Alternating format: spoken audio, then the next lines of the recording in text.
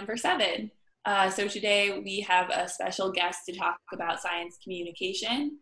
We have Max Holle. I used to call him future Dr. Max Holle, but as of last Friday, I can no longer do that. So first of all, congratulations. I'll let Max talk a little bit more about his own research interests before he gets into his talk and why he's here. But just to say, Max is not only someone who I've learned a lot from, but he's a personal friend. I'm a lot faster than him when we run together, but he's far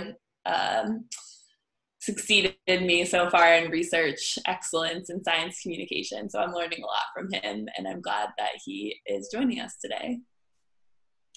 So welcome, Max. Thank you, Kate. And as for everyone's knowledge, Kate could probably tell you the exact number of times I have beaten her in a race. And it's more than one, but so it's up in the air. But like Kate said, I guess I'm a doctor now. I study food science. I'm a food microbiologist. My interests lie in developing novel antimicrobials or developing new ways to create safe methods for Hispanic style cheeses. So I study queso fresco in particular, which is a cheese of interest because a lot of cheeses aren't foodborne pathogen concerns, except for some fresh cheeses. And these are the cheeses that are commonly given as examples to pregnant women why they can't eat them, because there's such a high risk of losing the child and a fatality if it's contaminated by the bacteria that I'm trying to address. So I always tell people that if I'm successful, pregnant women can eat more cheese. And that's, I guess, the goal at the end of the day. So that's what we should all strive for, is getting pregnant women to eat more cheese. Pregnant women to eat more cheese. And so I'm honored to be invited to talk a little bit about science communication. I'll talk some about science Twitter and mostly my perspective on science communication. I want to emphasize that science communication is so broad, and there are a lot of big players who are much more ingrained in it than I am, but it's a very important part of my life. I've taken it very seriously since I started grad school.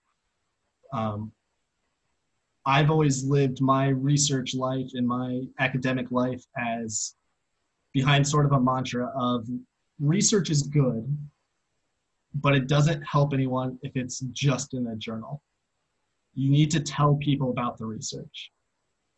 Publishing it is great, and that's what we often think is the end goal, but if you don't tell the people, then it's irrelevant. Like, it might help someone else down the line, but that's not really, in my opinion, what science is for.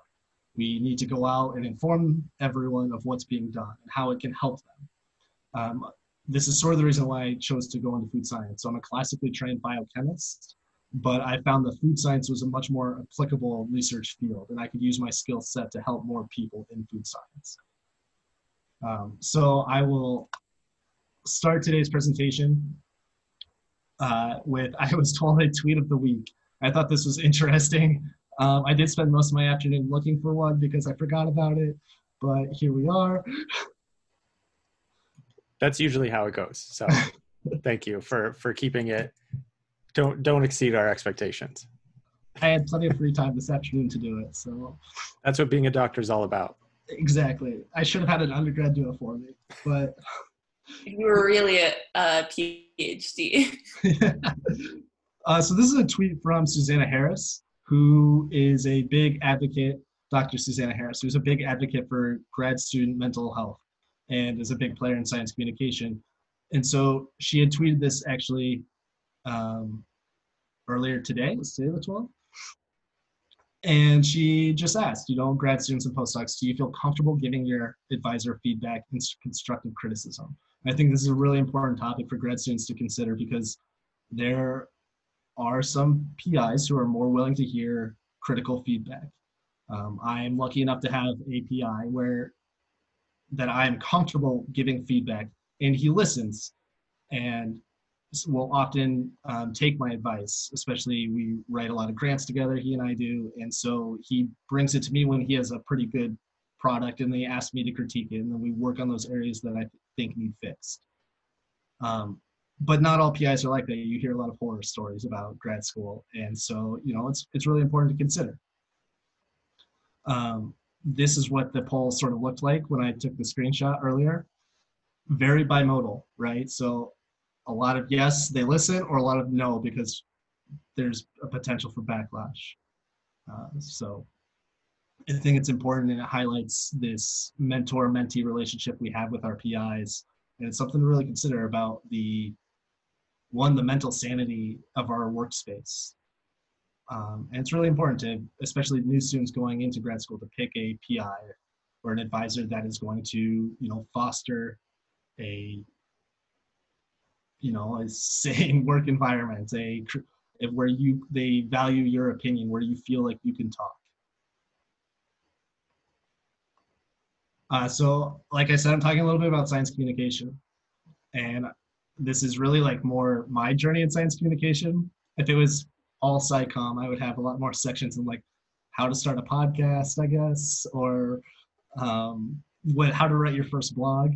But I don't do those things, so I'm not going to talk about them. And it's also important that, like I said, I'm a small player in a big field, and so this is just sort of my perspective, my niche. So why scientific communication, right? Like I mentioned, for me personally, I don't think research is valuable unless you tell the people. But we really need to think about who needs science communication. Science communication is important because of the people. So does my mom need science communication? Does Mrs. Maddox, my third grade teacher, need science communication? Does my hairdresser, who asks me what I do every time I get my haircut, need science communication? The answer is yes, right? They're all voting adults, and science impacts their daily lives. They need science communication, but they also need science communicators, because they don't have the background necessarily to understand the things we talk about. And so they need people who think about these things.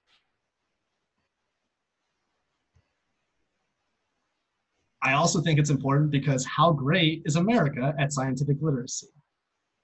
The last results I saw showed that most Americans, only about 18% of Americans can name a living scientist.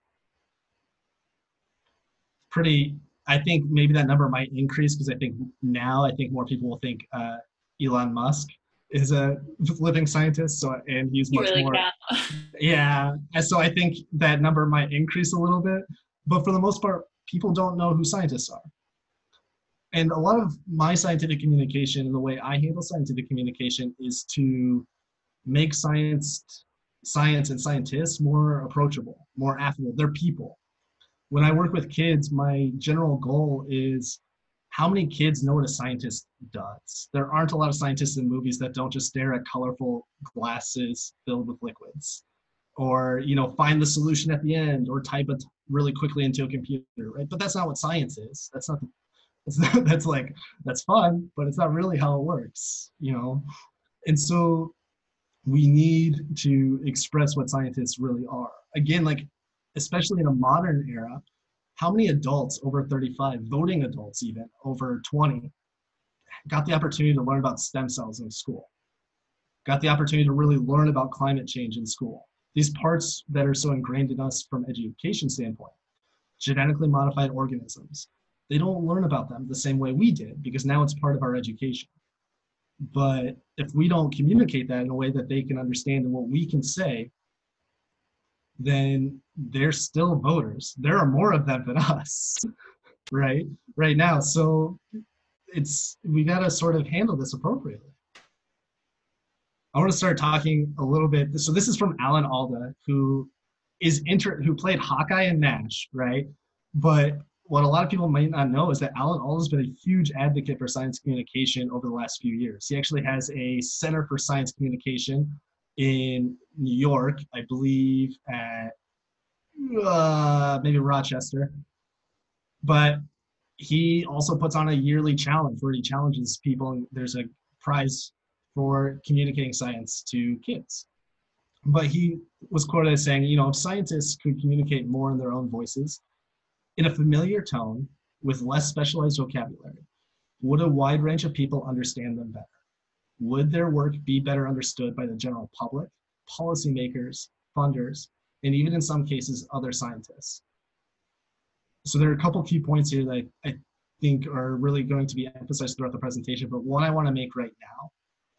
Science communication is not us versus them. We are part of the public too. Do I believe in climate change? 100%. Do I believe it's man-made? 100%. Do I believe I could read the research article in the journal on climate change? No. It's not my field. So I have to trust that the climate scientists can communicate their findings to me.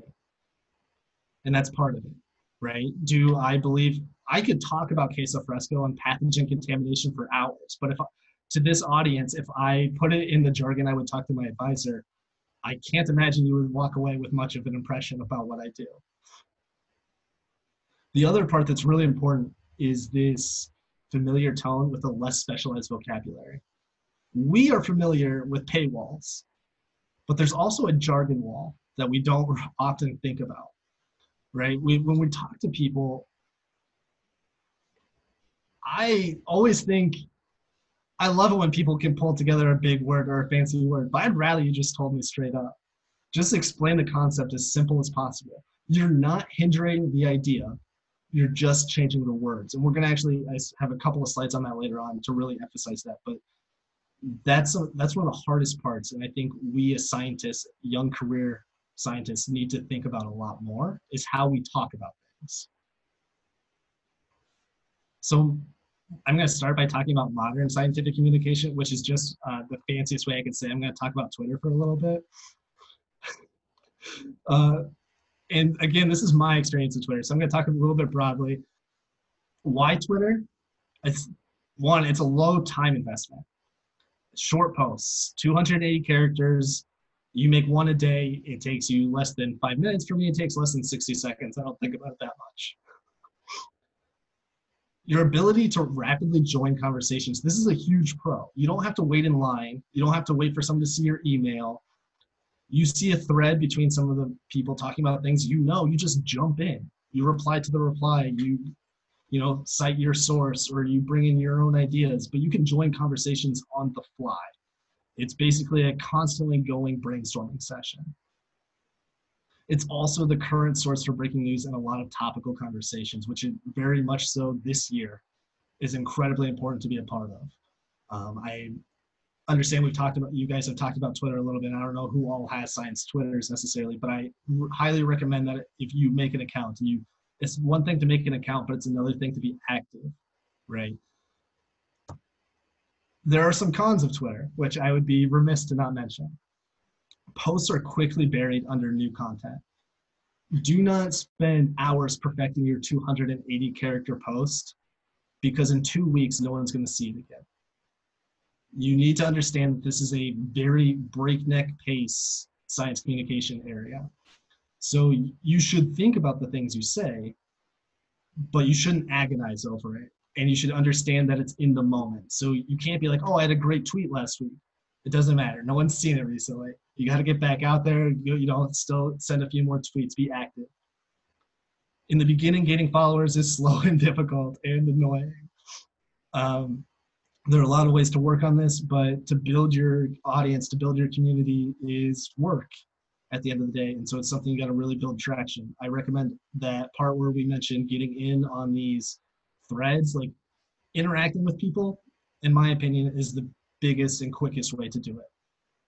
You can tweet all you want, but if no one sees it ever, it's not going to build you an audience. But by replying to someone else, that person is guaranteeing to see it. Those other people in that thread are going to see your stuff. And so that can be a quick way to really show who you are to other people and make an introduction. Max, can I ask you a quick question? You can ask me one. Okay, fine. So when you first joined Twitter, I know for me, even if I wasn't first joining for research, it felt weird and kind of self-conscious to tweet or to respond to things. How'd you get over that hump, or what did you do if you felt that way? I think there is a level of, yeah, it is tough to start putting yourself out there, right? Um, I think a lot of that has to do with this. A lot of grad students I talk to who don't want to get into science Twitter are horrified about being wrong. You don't want to put out the tweet about, about with an error and then someone calls you on it, right? Because a lot of, you know, people in this pyramid scheme of academia, a lot of higher ups can see your stuff and then you were publicly wrong. So what does that say about you? And what does that say about your lab? It's a lot of pressure. It's okay to be wrong. It's okay to reply to someone and say, I don't have the answer right now. Let me look and get back to you. Right? No one's saying you need to be having this at a conversational pace necessarily. So I think there's just a level of embracing who you are. You don't have to put on this professional front all the time, but also accepting it's okay to be wrong. You just got to try. You got to see what works. You got to see what your brand is. We'll talk a little bit about going on. There's also this level of people really don't want to be ignored or they're worried about being yelled at. Academic Twitter is by and large the most supportive Twitter I have ever seen. If someone tweets that they are having a bad day, they get like 400 replies of cute puppies or cute cats, like try to cheer them up. That's the part of Twitter that I'm most active in academia, is this like congratulatory, build you up, we're all going through this together, let me help you out sort of Twitter. I would say that's my network. We'll get into it a little bit later, but my network is a lot of other grad students doing similar things, or young PIs who are going through things who we can just, yes, you got that grant. Hell yeah, man, good job. Like, you want to be congratulated for those things. Or, I have other friends, they will tweet. They'll say they're having a rough day, which is tough. You don't necessarily want to admit that you're having a rough day, but we all have them. And when you tweet it, it sort of normalizes it to the point where other people can be supportive. Hey, don't worry, you'll get it next time. Take a breath, take a half day if you need. Go get a coffee from your favorite coffee shop. These things are okay. Take care of yourself first and get back out there. So I think there are a lot of fears, but I think especially in academic Twitter, we just, breathe. It's going to be okay. It all works out. There's this last part where I guess some people are concerned about institutional rules and norms. Please check with your public information officer, say investigate funding agency and university rules beforehand. Clearly don't tweet anything that is private information or goes against an IRB. There are a lot of professors at UIUC specifically who tweet a lot of things that are much more controversial than what I tweet. So I assume I'm doing okay. Just to pop in, if anyone's doing any clinical work, I think there are clinic-wide kind of privacy rules that you'll need to respect. Max, his research subjects are usually okay with having their picture taken. So this is how I use academic Twitter. Take it how you want, and there's no one right way. You got to figure out what works for you, but this is how I see the field. A lot of people are concerned about this. If I put it out there, and no one comes to see it, what's the point, right? If you tweet about your journal article and 2 people see it, that's 2 more people than if you didn't tweet about it. So just do it, right? It's, oh, build it and they'll come is not it. But if you don't build it, they can't come. Put it out there. So what I see is really 3 primary pillars, and this is my analysis of a lot of other scientific Twitter as well, is that I think you need to blend an informative aspect, an engagement aspect, and a self-promotion aspect. So informative, what I mean by that is the content related to your area. Engagement is these replies and retweets where I was talking about a lot of networking aspects, and then self-promotion. I think it is incredibly important to keep the self-promotion as the smallest pillar.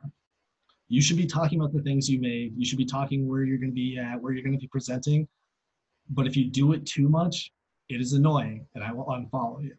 You start to become like a walking advertisement, and you're going to ruin your platform. So I do it. I talk about the stuff, my presentations, things I'm going to be at, but it is a small part of my overall image or my scientific Twitter image. What is your area, right? This is the first thing you got to figure out. I thought this was a very funny tweet. I got to go back to old tweets of mine. But a woman that I know, Sarah, she had published a blog like through Nature. on like grad school. She's an incredible writer, but she knows me as the cheese guy because that is the image that I've crafted. So when I tweeted, I was like, oh, hey, great articles. She's like, thank you. You're the cheese guy, right? Because that's what I tweet about. This is my area. And you need to let other people know what your area is. Because if you don't, then you're not being informative. People aren't going to come to you for things. So for example, I tweet a lot about food science. I have people tweet at me questions about food science. This person tweeted at me asking about a fancy cereal brand that's claiming to have 0 sugar but 3 net carbs. Can you explain? And I think labeling regulations are fascinating. If there's ever a talk on labeling regulations, hit me up. It's insane. It's not that kind of a show. But she came to me because I tweet about these things. And this allowed me to go and do 3-4 tweets talking about ways that companies can get around rules in nutritional labeling and ingredient labeling, as well as address her specific question in the cereal brand she was talking about. And so that's what I mean. When you talk about your area, you also want to make sure that everyone knows that that's your area. I'll be very honest. Sometimes I have a distinct advantage. I do study cheese, and I've carved that out as a niche where people know that I study cheese, which seems very cool. And it is. It's very cool. So you've got to come up with like a cool catch. Not everyone's going to have cheese guy like right up the tip. I mean, we talked about this, but my thing, puberty girl or puberty gal doesn't sound good in the way you want it to. Yeah, but you can still have brainstorming. Yeah, so think about how you carve out your area and just make sure that people know. Using replies and retweets, this is where I spend most of my time. I should probably spend more time on the informative aspect if we were to be critically analyzing my Twitter presence. But I use this frequently as a networking tool. There are people and professors across the country who I would at this point consider friends. And this is because we interact with each other a lot on Twitter. We help each other out on Twitter. I think it's also really important to nurture a network at your own university. So for example, I've tweeted about needing new centrifuge tubes. I was like, I can't centrifuge today. I needed Falcon tubes. I've had people across campus, 5 or 6 people, tweet at me being like, what kind? I'll check my lab. Like, hey, just saw your tweet. Let me see if I can help. And it's really good for staying up to date on like campus specific things as well as your community aspects. Additionally, I use this as a brainstorming tool. So developing educational materials, I will get into threads with other professors and other people, and we'll talk about like ways to present things. Or have you seen this piece on sourdough? Like this would be really good for first year students studying fermentation. I'm like, great, thank you so much for sending that to me. I've also got professional opportunities out of this. So a lot of hashtags like hashtag academic chatter or PhD chat and stuff like these are important hashtags to sort of consider. You'll see them a lot once you join academic Twitter. Some of the things are like people introducing themselves or talking about their research, and I don't always find it, I don't always engage with those, but the times I have been very valuable. In fact, to the point where I've talked about how like people are introducing all the different things that they study, people use those threads to go find new followers and to follow new people. And I've written on cheese flavor because a company saw me tweet that I read about cheese, or I studied cheese, and they reached out to ask if I'd be willing to write an educational article for them on cheese flavor. Sorry, can you also talk a little bit about your sponsorship attempts from the spring? I think it is important to embrace who you are as a person as well on Twitter. So my feed it sounds very professional, but it's also a lot of like, man, I could use another cup of coffee, send tweets. We're all people. I tried to make an attempt in the spring while writing my dissertation to get Cheez-Its to sponsor me. So I did tweet at Cheez-Its all the time. But I also had a large follower base retweeting me and favoriting those tweets to see if Cheez-Its would finally acknowledge me. So you guys can too join in on that after this meeting. But yeah, I think that's important. That's a good point because it sounds very professional. I think Twitter should also be used to humanize all scientists. Like I mentioned, we all have our struggles. Sometimes the only other people who can relate to you are the people going through it themselves, which might not be very close by. And so the people on Twitter can be really helpful, actually. And so I tweet a lot about, man, rough day, and interacting with that, or just small things. I like to run, so I tweet about running sometimes, or I tweet about Cheez-Its, or getting a new waffle maker was a big step for me during quarantine. So I tweet about that. And, it's just about, we're all people, and you don't need to hide that. I do self-promotion. I do want to say specifically, this was not great. So I would say my analysis of scientific Twitter, if I had seen this, was pretty okay. But you notice I didn't tweet what I'm talking about. I expected you to read the actual image attached to it, so not a great tweet. I still got a lot of people to attend, so that's not a big deal. But I hate it when people do self-promotion and they don't do a teaser or talk about it necessarily. So if you're gonna tweet about your poster presentation, yes, tell me where it is, tell me how I can see it, but also tell me why I care, right? It's sort of like you're writing an abstract. I gotta know why. It's cool that you were going and giving your presentation on this, but if you don't tell me why it's cool or something interesting that you found out, or share one of your images, right, in your materials and methods, and really show other people, those are the posters that I see on Twitter where I'm like, I wish I was at this conference, because I would swing by and I'd see that. Whereas I also see a lot of other people talk about their presentations or their posters where I'm like, I'm just gonna keep scrolling. I don't even need to stop by. You can think about how you promote yourself is really important. Here's some Twitter tips, which was fun to think about that I could give Twitter tips. Pay attention to your profile. Your bio matters. It really impacts sort of your credibility. I think right now mine says that I am a PhD candidate in the Miller Laboratory at UIUC, and it gives a quick thing on what I study. It also includes my pronouns. Engage. Likes, retweets with comments, get on threads, interact with the people who you really respect. I've always find it's a nice little spark of joy to see when a bigwig who I think is amazing and I would never have the opportunity to talk to in person comments back on one of my tweets or follows me now. It's like, wow, this is it's so cool. It feels awesome. Use multimedia. I can't emphasize enough that you gotta use GIFs. You gotta use images. If you're not, waste of a tweet. People will scroll by. You'll increase your engagement. Statistically, it's insane. You can send 2 tweets and you can follow your engagement. But if you have a GIF or you reply with GIFs, much more entertaining. You gotta go with it. Gotta do images. Dustin is great at GIFs. I just want to jump in here quickly and say, hopefully your friends and Twitter followers won't mock you for your use of the Bill Nye the Science Guy GIF. Hopefully when you use GIFs, you'll get support from your graduate student community. That's just something I wanted to add, not to do with anything. Please continue, Max. I'd like to go for really niche GIFs that are overly specific or hard to find. But some old reliables will be from Cheers or something. And to wrap up this section on Twitter, I did just want to highlight, these are some UIUC specific science Twitter that I think everyone would benefit from knowing a little bit or could use and look at and see how they handle things. These are great people. So better_SciComm is actually a science communication group on campus. They held a conference last summer, where they had speakers like Ed Young, and he, the guy who raced through the Atlantic, and he wrote I Contain Multitudes, and he's an amazing science communicator. But this is a great group on campus that highlights a lot of science communication things at UIUC. There's Christine Herman.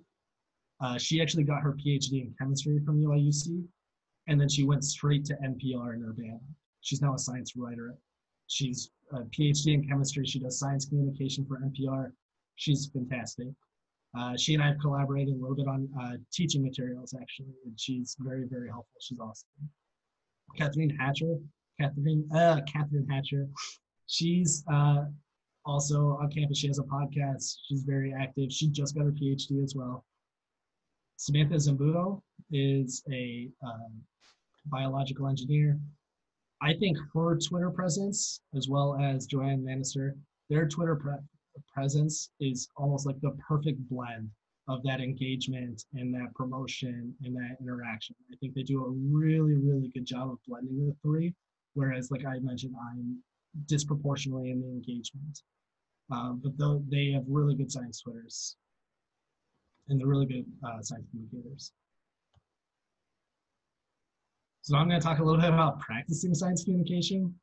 But before you can practice, you sort of have to find opportunities. So how do you find opportunities for science communication? It is wild to me how few grad students thoroughly read your emails from the grad college. UIUC, I have the same thing in my lab where new students, just a couple weeks ago, I had tweeted or I had sent an email. They were writing lit reviews. I said, hey, did you see that this workshop is being put on next week on the exact thing you were asking questions about in lab meeting? Like, no, we didn't get that email. I was like, you did too. It's grad links. We all get it. Just because you didn't read it doesn't mean you didn't get it. But there are a lot of awesome opportunities, especially at UIUC. There's from the grad college or the Center of Innovation in Teaching and Learning.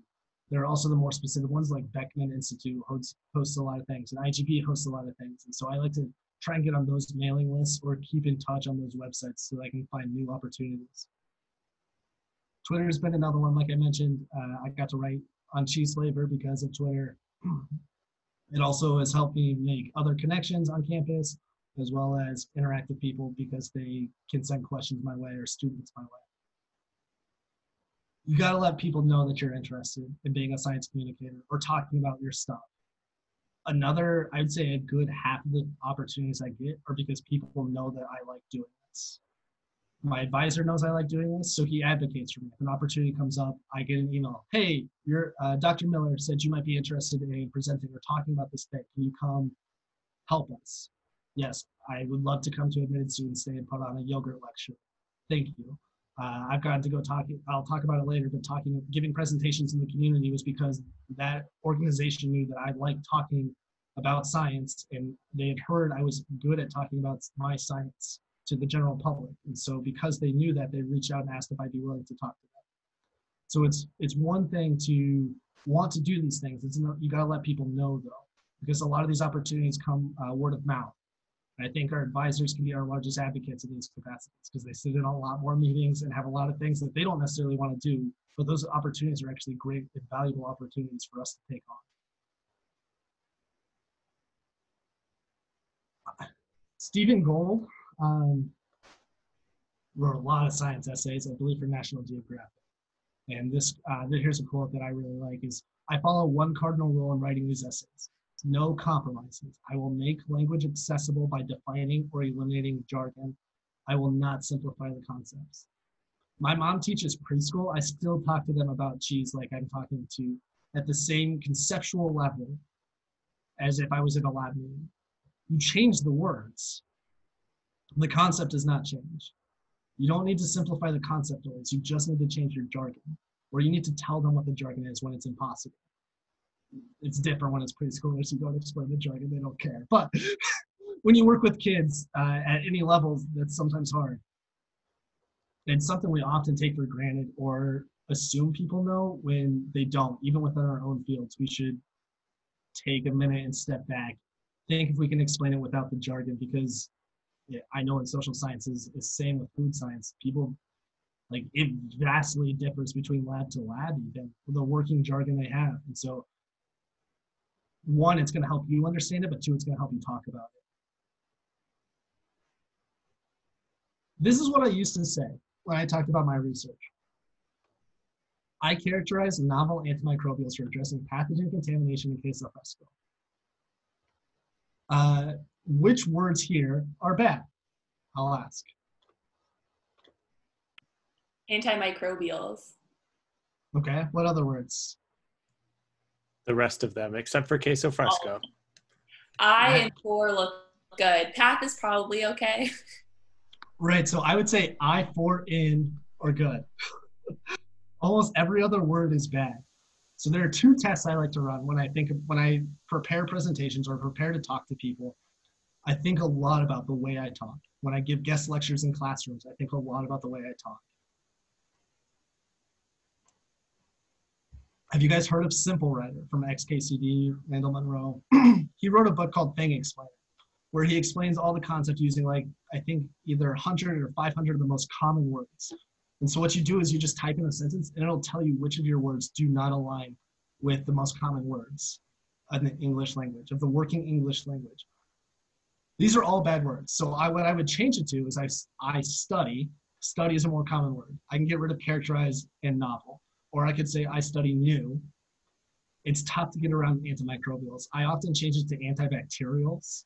In my case, it's actually more specific. It's still accurate. I'm not changing the concept, but a lot more people are familiar with antibacterial. For addressing, I wouldn't use addressing. Some say I'll just say tackling.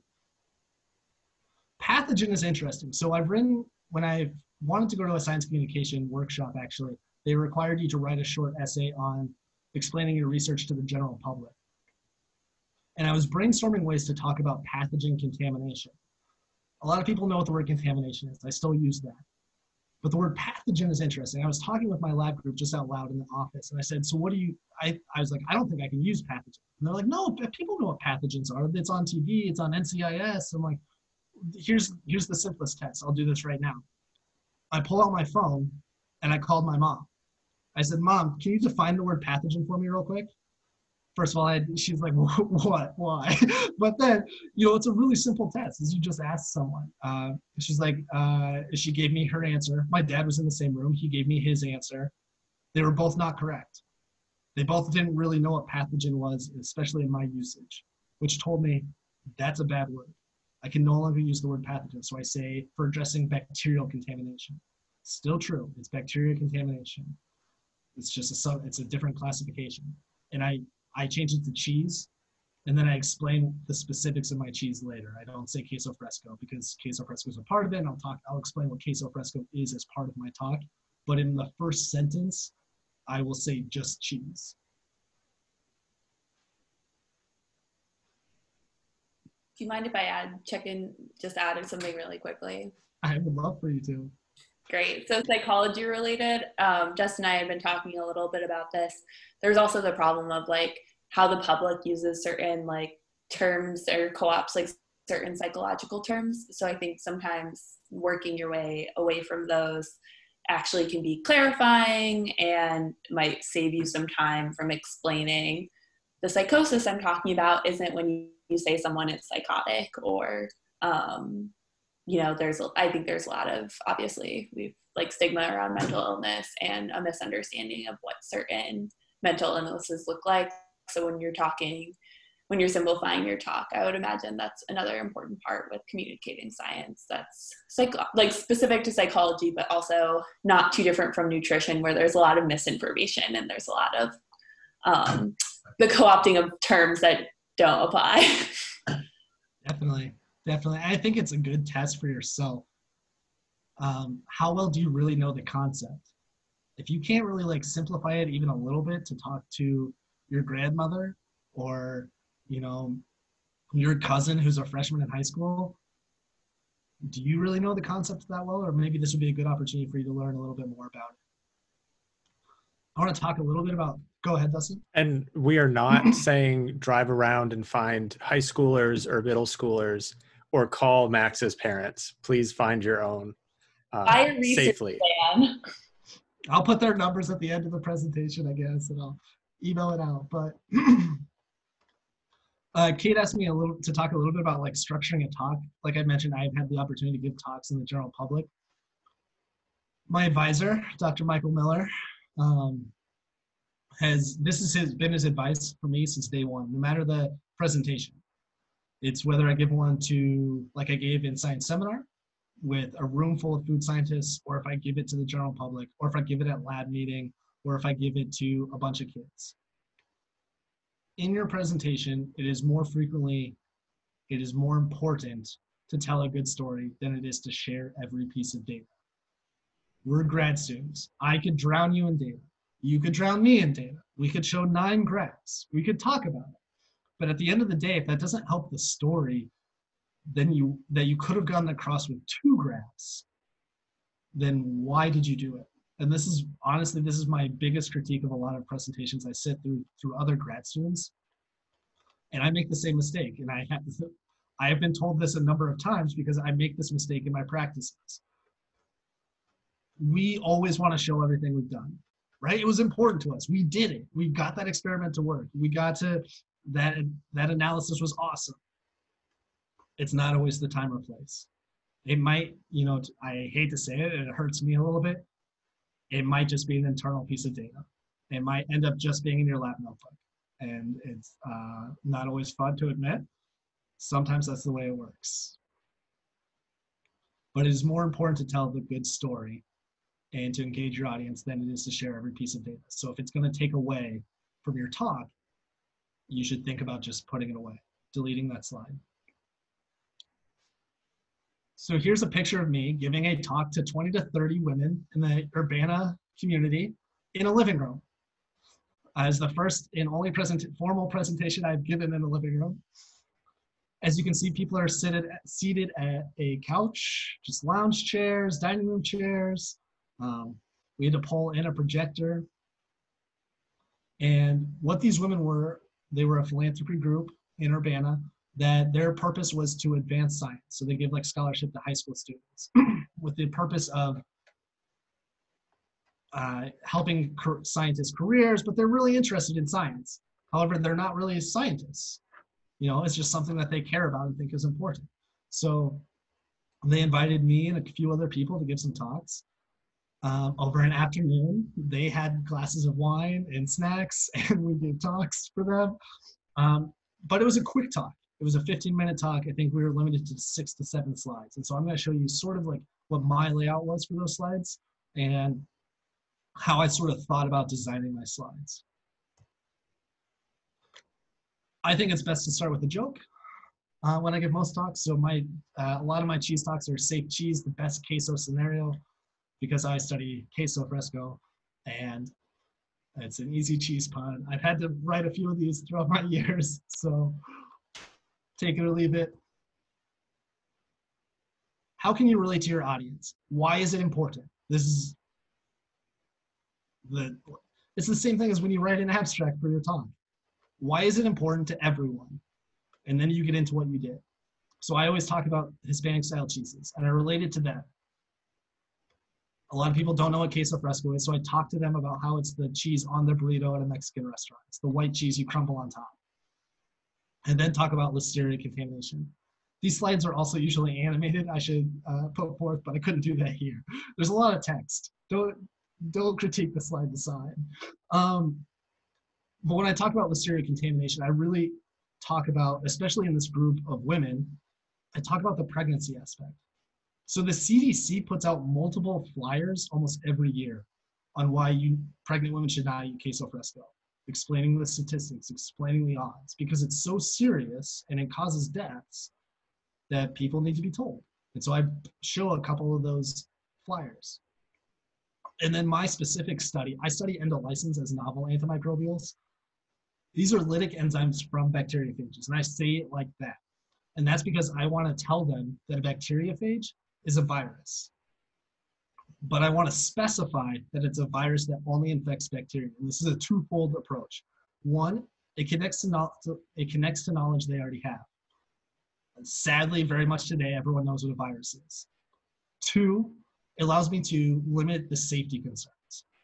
You're going to be less concerned about putting something in your mouth that can only affect bacteria, that you know can only affect bacteria, if it can't infect yourself. And so by doing this, it's a twofold approach. I've connected it to knowledge they already have, but I've also allowed me to sort of play up the safety aspects of this. And I talk about this when I actually give the presentation. This is also usually animated, but I talk about how I add it to queso fresco, and you'll see I actually use a picture. So that's what my cheese usually looks like. I make queso fresco in centrifuge tubes. It's about the size of your fingernail on your pinky at the end of the day, and it weighs about 0.1 gram reproducibly every time. And so I make hundreds of these, but this is important. I generally don't like it when we talk about materials and methods and presentations. I try and eliminate it if possible. Your audience doesn't necessarily care because it can be overly technical, but if there's a cool part or a really important part, I think you got to highlight it. It can really be engaging. So for me, I don't talk about how I measure activity or I count cells or I plate bacteria, but I'm going to show you the cheese because that's what they care about. They want to see that part. And I show this quick graph, and I don't really talk about the graph other than you can see that the one line is lower than the other line. Like that's my basic analysis of these two. And I think that's really important, especially when talking to community members or people, like when you talk to kids, you can show graphs and they can be cool, but at the end of the day, they don't care that there was a 3 log reduction, right? You gotta have your simplest analysis. Looking back at this, I don't even know if I would include this other than it really fit my story. So I kept it for my story purposes. This is all the data I showed them. 3 small graphs. They do not care about the growth rates in cheese. They do not care about the multiple options that I've characterized. And I'm not going to show them a structure. I talk about them, and I talk about how I'm using them. I'm talking about how I'm using them to move forward and what that means for my project. But they don't care about the specifics that much. And this is a really important part because we tend to over-exaggerate the specifics because that's how we're generally trained to talk to other scientists, right? We can understand those statistical significances. But when we start to bring in a lot of those, we start to lose our audience. And if they zone out now, then you start to lose your thread, your story. There are only a couple other slides that I have attached here that I didn't put on here, but this is the general basics. So this is how I structure a story to the community. I'm going to spend the last bit of my time talking about this program that I'm really passionate about. I spend a lot of time working on. It is an opportunity to practice science communication. It's called Skype a Scientist. And it's really that part of, do kids know what a scientist does? Like when you were in the 3rd grade, what did you think a scientist did? I don't know if I knew, right? I don't think I have a really good feel. I guess I've seen movies. If you have parents in the field, you have a better feel for it. But not everyone does, and that shouldn't be a hindrance. So what this does is it allows classrooms from preschoolers through seniors in high school to be matched with the scientists, and they Skype you in. And in my experience, there are 2 general types of talks. You can talk about something that they're interested in. You could be the guest lecturer for their class for the day, where you talk about the different types of matter. I had a section of 3rd graders where I talked about types of matter, gas, solids, and liquids. But what I did is I talked about it from a food scientist perspective. So I talked about baking cookies, right? You have your oils and your fats, and kids love cookies, and they know that chocolate chips are solid. And how does heat change these aspects when you put them into the oven to make a cookie? A lot of these, though, are just like questions. Kids have a lot of questions. And this is the only time they've gotten to talk, to a social scientist, to a food scientist, to a chemist at this level. And so I answer a lot of questions. And what we often forget is that some of the aspects of why we ended up in science are the reason why these kids are so good at asking questions. They're very curious. They're going to think about the things in a completely different way than we have thought about them in a very long time. In my time, I've worked with 18 different classrooms from 3rd graders through high school. I've worked internationally with a classroom in Canada and a classroom in the UK. The middle is a thank you picture that the 4th graders in the UK drew me. And the far right is actually a high school chemistry class. It's mostly sophomores and juniors, maybe 1 or 2 seniors. It's in Tennessee. And their class actually wrote in a laboratory for me where the students made cheese as a group. And then they ate that cheese and they asked me questions. And the teacher actually asked me to help devise the lab. So I helped write up the lab materials and answer questions. And we talked about how it was important. And so then they asked me questions about their process and a lot of other nutrition questions. They were really interested in the nutrition aspect. Here are some of the questions I get from kids. Why does an egg become solid after you cook it? Great question, right? Like, why does it? Did you know you can uncook an egg? Like once it becomes solid, you could actually uncook it. And so I get to talk about these things with kids, and they're interested and I'm interested. But the general conversations I have, I never get to talk about uncooking an egg as much as I'd like to. No one's ever asking me, why does an egg become solid after you cook it? does dog food have as many microorganisms as human food does? Is really interesting. So dog food companies have food scientists, but we don't really think about that because food scientists were generally concerned about humans. And there are almost always 2 or 3 questions per class where someone asks me something very poignant and reflective, such as, are you successful? Or things along those lines. And I'm honest with them. I tell them, you know, I like to think I am. I'm doing the best I can. Kids find it fun, teachers find it hilarious, but this is a really good chance to really think about science. And I ask for these questions in advance because I don't want to show up unprepared. Right? These kids have a lot of broad food science questions, and I study queso fresco. So I answer questions about watermelons, about chocolate. And they're questions I know or am pretty sure of, but I want to double check because like I said, I don't want to, just because they're kids doesn't mean I want to give them the wrong answer. I want to clarify first to make sure I have my information correct. So I always make sure to have the answers first and have thought about these things for the most part. I do answer questions at the end of the class period that I was not giving in advance, and sometimes those are interesting as well. But you know, we are trained scientists at this point, right? We should give ourselves more credit.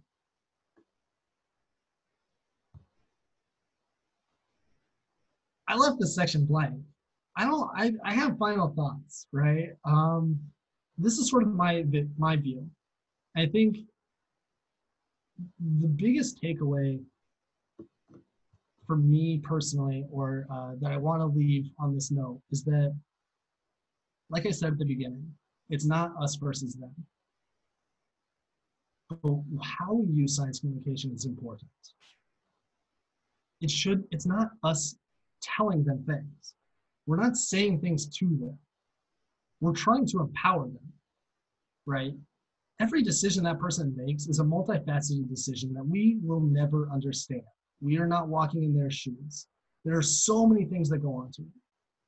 We are trying to give them the tool sets to make the best decision that they can. We are trying to empower them. We're trying to teach that 35-year-old who doesn't know about genetically modified organisms whether it's okay to eat that tomato or not, whether it's safe or not.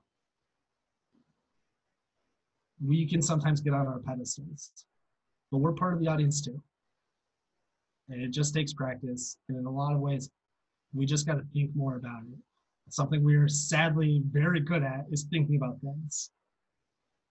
We just need to take a step back and think about how we talk and how we communicate. So that's all I got. Thanks, guys. I appreciate everyone listening. It's been a pleasure. Thank you so much, Max. Really great. Sorry. No, that was really great. Sorry. I'll stop.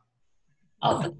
If anyone has any questions, you can take yourself off mute right now or go in the chat. One thing I just want to quickly say is, like, I think it's been on my mind, science communication, a lot lately with COVID and health recommendations. I was listening to a basketball podcast this morning, and a lot of what they were talking about was like, oh, by the way, did you see the WHO? Like, they said like asymptomatic carrier, and then they're like, and then they reversed it. What are we supposed to believe?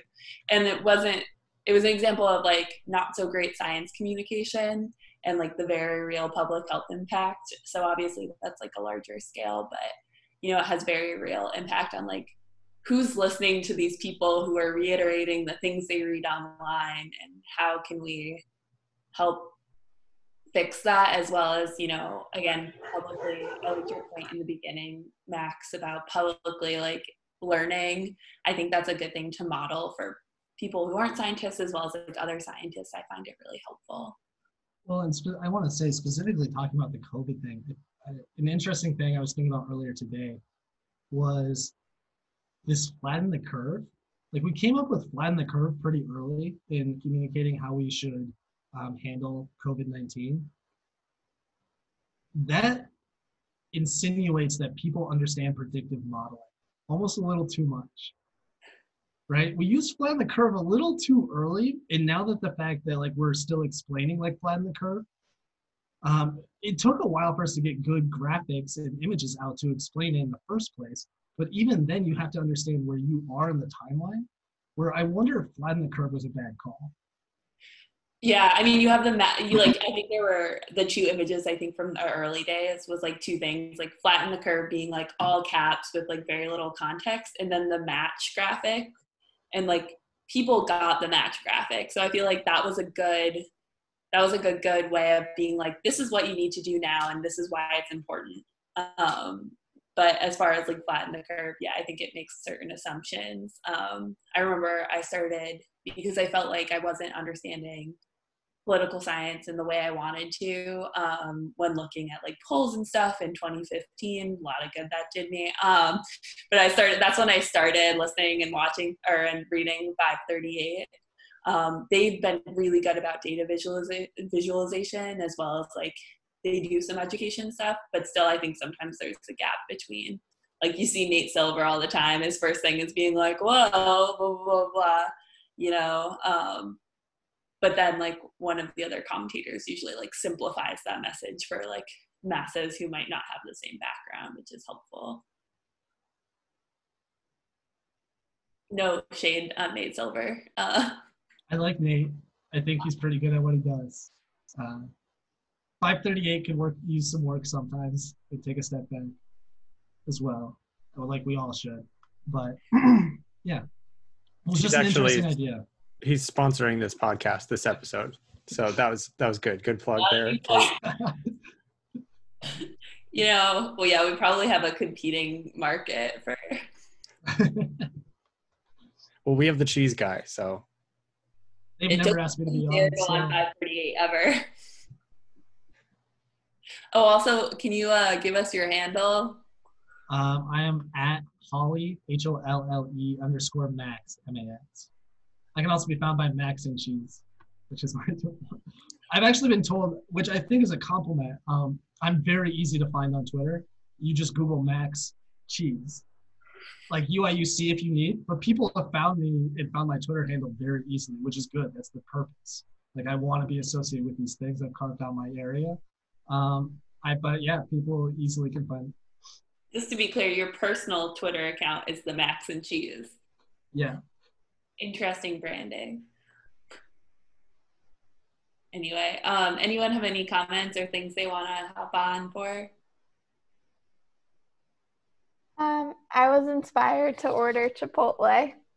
This presentation with queso blanco, not queso fresco, unfortunately. There's no standard of identity, so you don't know that for sure. But we can get into that another time. Oh no. Check out Max's new podcast next week. It's called Queso K. Oh no, sorry, K Queso. That's better. Also, so anyway, to lead us into our final segment, just because I know Max, you have to head out soon. What is your future direction? So this is just something I'm into this week, right? Or yeah, something you recommend. We talked about this. Well, I just wanted to clarify. I just want to clarify. We're professionals. We had a pre-meeting before this. Mm-hmm. I really like. I mean, everything's so serious in the world, so I'd say two things. I think a lot of I would say on a serious note, I think reading into what's been going over at Bon Appetit, which a lot of people like the cooking videos on YouTube, but understanding a lot of the racial situations over at Bon Appetit right now is important. San Francisco Chronicle just released a pretty good synopsis today, I believe. So I'd recommend reading that. And then I would also recommend, on a more lighthearted note, I think Space Force on Netflix with Steve Carell's pretty good. I've heard mixed reviews. I think there's some discussion upon whether it's good or not. I think it's pretty good. Yeah, it's worth the watch. Yeah. I personally will check that out then. Talia's future direction is Chipotle. On the vein of like current events and things like that, I know for, what was it, Wednesday was a science blackout, is it the official? So I just spent the day learning a little bit more about how learning about like how we talk about race in puberty and how that could be like centered on whiteness. And so that's something I'm trying to inform myself a little bit more on and thinking about. I've spent a little bit of time talking about it with various researchers, and it's something I kind of want to pursue, but I also know that it's something I want to inform myself on before I just go charging into a direction. So that was really informative, and I might recommend just seeing how your field or like the history of the field in like studying race or making any claims, because psychology in particular doesn't have a great history with either people of color more generally, but also doing research on Black participants. So I would say most disciplines don't have a great history. I didn't want to extend, but yeah, that's yeah, not good. So yeah, that's my like serious recommendation, and my not serious recommendation is looking around my room for certain things, is moving and doing it in an organized fashion. I'm not, but you should if you're ever moving. And also, if anyone wants a free book of my choice sent to them, let me know your address and books you love, and I will tailor a choice to you. Dustin?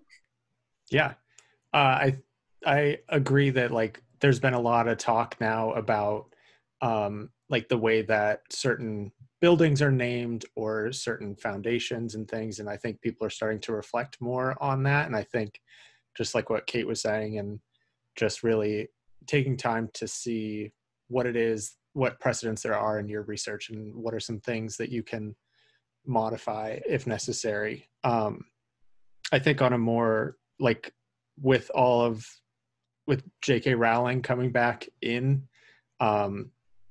she could never be quiet. She's not sponsoring this podcast, so we're good there.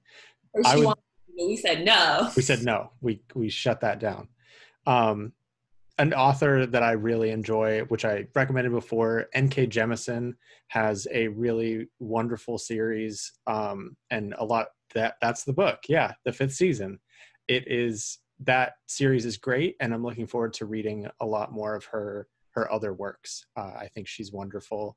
And another author that I really like is Charles Soule. He's a comic book writer, but he also writes books. He has 2 books out.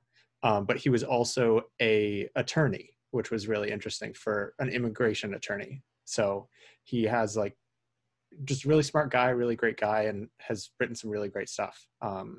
So check out Charles Soule as well. So I'm going to hop on for one more research recommendation. There's a course that's been going on, don't laugh at me, called Data Feminism.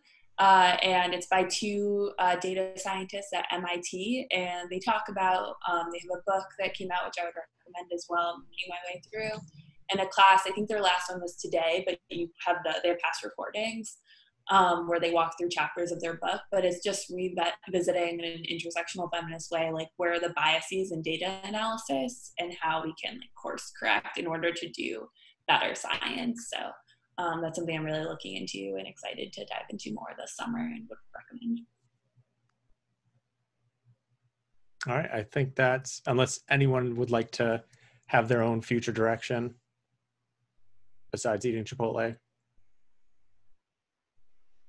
Max is he's gonna beatbox our way out, he said, is what we were gonna agree on, but I don't think that would fit. We just don't have time to get warmed up now, so it's probably best we skip it. Yeah, that's a good idea.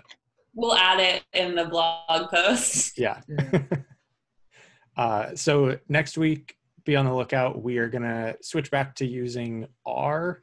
And our goal is to have you all create an academic website in R for free, which will be really cool and something that you can always link to and use for science communication. And Max might be joining for that, he tells me. We'll see. So yeah, share with anyone who might benefit from that or might benefit from this in general. And all of the posts that we've done for this and the website that all this is housed on is made in R and then all free. So that's what it'll look like. All right. I think that's it. Thank you all, and enjoy your weekend and enjoy my birthday too. Please, you enjoy it for me.